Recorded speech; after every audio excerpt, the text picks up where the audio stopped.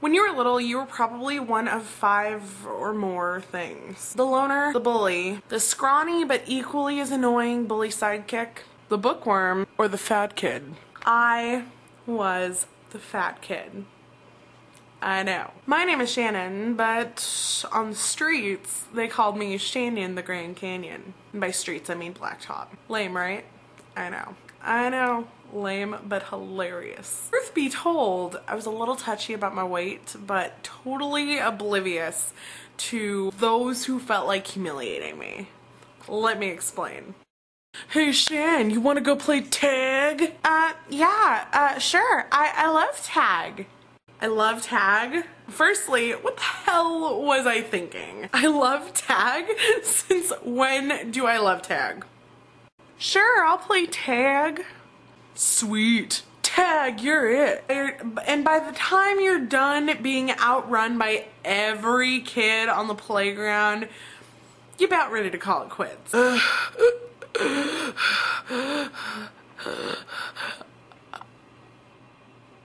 I'll see you guys later. I knew it. Feeling defeated and deflated, you hauled your fat ass over to the swing set to mope for a while. Those guys will never want to play tag with me again. Why are they so mean to me?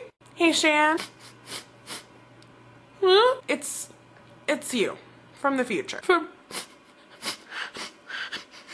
what? Just listen, forget them. One day when you're rich, you can hire them to clean your pool.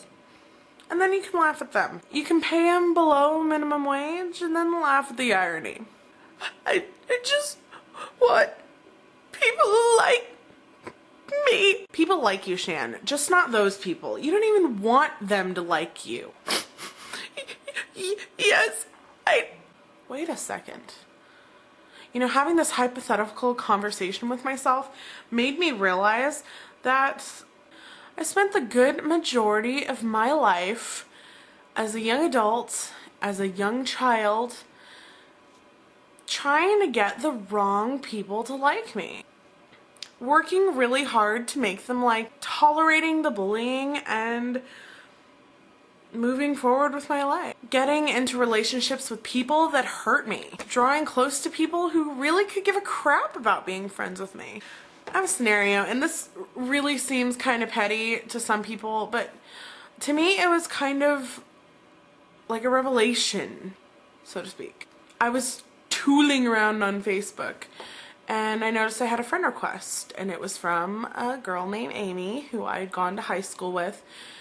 And it was the same girl who was, let me introduce you to Amy. She was an evangelical Christian who was absolutely, hopelessly, madly obsessed with my friend who was gay. Told him he was in denial and that he needed to start a romantic relationship with her, etc., etc., etc. She used to critique my poetry when I wouldn't ask her to. I had a blog when I was younger. It's probably still out there, where I used to write dog poetry with my teenage angst. And it was actually some pretty legitimate stuff. And she critiqued it and said it didn't rhyme and therefore it wasn't poetry. She would critique my poetry when she couldn't write to save her tits. That continued all through high school, and that just, anyways. But, other than that, she was a decent human being. She was decent, you know? So I clicked yes. And the next day she puts a comment on my Facebook wall saying, I have to read this. Geez, why aren't you married? Oh, and like, OMG, you were so obsessed with makeup. And I took this as an opportunity to decide whether I really wanted her in my life. And I didn't. So I deleted her. And it felt really good. And it still feels good. It feels good to know that I can make those decisions of who I hang out with and who I don't. And I mean, yeah, you meet people along the way and then you're friends with them or whatever, but when you really take a step back and look at some of them, sometimes you're disappointed. And I mean, sometimes you can make it work. And in this case, I didn't want to. I just didn't want to. I cut my losses.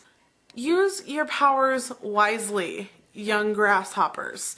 And surround yourself with people that make you happy, that challenge you to think legitimately, people that appreciate you, people that you appreciate. And don't hesitate to remove people from your life that do more harm than good. Believe me, you will feel much better. I love you all, and I hope you have a fantastic day.